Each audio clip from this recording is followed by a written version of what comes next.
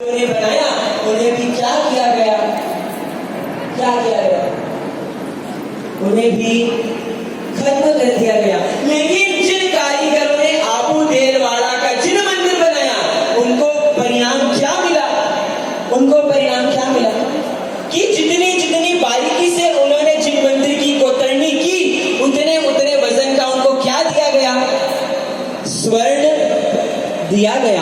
जिन हाथियों ने ऊपर पत्थर चढ़ाए उन हाथियों की स्मृति स्वरूपी वहां पर कलाकृतियों में हाथियों की आकृति बनाई गई। यह जिनेंद्र की भक्ति, जो परमात्मा की भक्ति करता है उसको परिणाम कैसा मिलता है। और चाहे आप संसार में बड़े से बड़े व्यक्ति की भक्ति कर लो, उसके लिए बड़ा सा बड़ा त्याग कर दो, लेकिन परिणाम क्या मिलता है, क्योंकि संसार किस पे टिका है, स्वार्थ पे, और परमात्मा की भक्ति किस पे टिकी है, परमार्थ पे। आज आपसे पूछा जाए, आज बीकानेर में जिसका पुराना से पुराना घर हो, पुश्तैनी से पुश्तैनी घर हो, उनसे पूछा जाए यह घर कितना पुराना, यहाँ कौन रहता था, मेरे दादाजी रहते थे, मेरे परदादाजी रहते थे। फिर पूछा जाए भैया आपके लड़दादाजी कहाँ रहते थे, वो भी फलाना जगह रहते थे, आपके लड़दादाजी के दादाजी कहाँ रहते थे। किसके पास उत्तर है, किसके पास उत्तर है कि आज से 200 साल पहले भी आपके पूर्वज कहाँ रहते थे, इसका उत्तर आपके पास है क्या, है किसी के पास उत्तर? किस मकान में किस स्थान में वो निवास करते थे, यह उत्तर है किसी के पास है?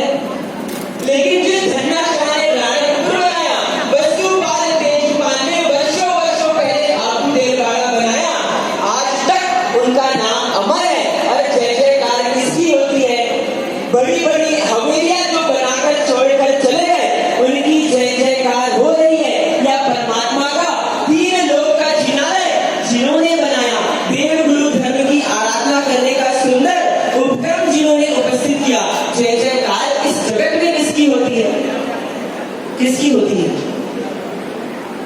जिन्होंने क्या किया, अपने जीवन में सुकृत किया, या जिन्होंने अपने जीवन में संपत्ति को जोड़ा, जय जयकार इस जगत में किसकी होती है, किसकी होती है?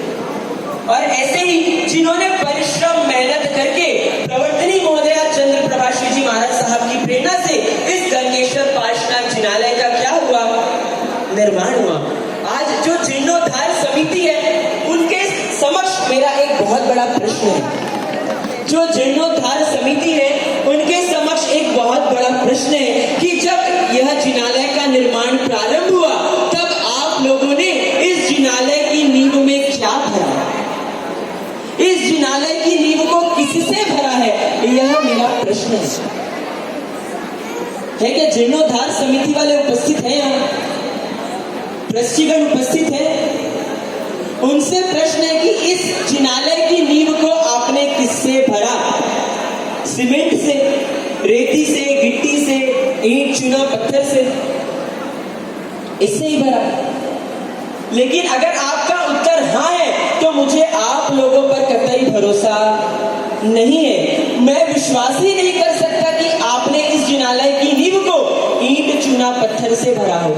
मुझे विश्वास है कि इस जिनालय की नींव को निश्चित तौर पर चुंबक से भरा गया है, क्योंकि जब जब कोई भी भक्तगण इस मंदिर के निकट आता है, इसकी रेंज में आता है, तो वो स्वतः इस जिनालय की ओर क्या होता है, खींचा चला जाता है। वह खींचने की ताकत किसमें होती है, चुंबक में होती है। निश्चित तौर पर इस जिनालय को चुंबक से भरा गया है, क्योंकि व्यक्ति बस इस जिनालय की रेंज में आए, फिर उसे चलने का, जिनालय की ओर आगे बढ़ने का पुरुषार्थ करना पड़ता नहीं है। बस जैसे प्रवेश वाले ही दिन महाराज साहब ने